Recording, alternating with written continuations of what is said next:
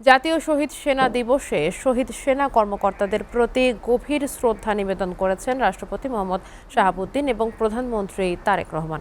সকালে বনানী সামরিক কবরস্থানে শ্রদ্ধা নিবেদন করেছেন তারা। এ সময় তাদের সঙ্গে ছিলেন মন্ত্রিপরিষদ সদস্য, 3 বাহিনী প্রধান এবং পদস্থ কর্মকর্তারা। বিস্তারিত জানাচ্ছেন দেলোয়ার জালালী।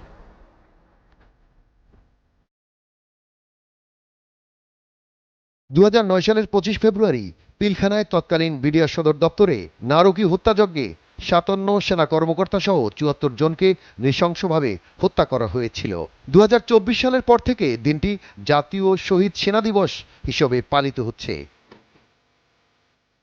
বর্বর এই হত্যাকাণ্ডের আজ প্রায় 2 দশক পূর্ণ হলো।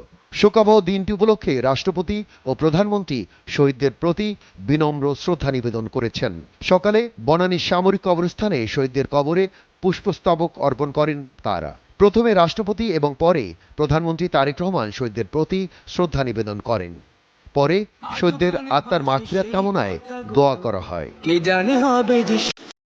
এ উপলক্ষে প্রধানমন্ত্রী তারেক রহমান দেয়া এক বাণীতে বলেছেন, যারা দেশ ও জনগণের জন্য প্রাণ দিয়েছেন তাদের স্মৃতিকে আমরা চিরকাল সম্মান জানাবো। তিনি আরো বলেন, পিলখানায় সংগঠিত হত্যাকাণ্ডের নেপথ্যে যে ষড়যন্ত্র হয়েছিল তা থেকে শিক্ষা নিয়ে আমরা ভবিষ্যতে আমাদের সশস্ত্র বাহিনীকে সব ধরনের ষড়যন্ত্র থেকে রক্ষা করতে পারব। দেলোয়ার জালালী, এসএটিভি, ঢাকা।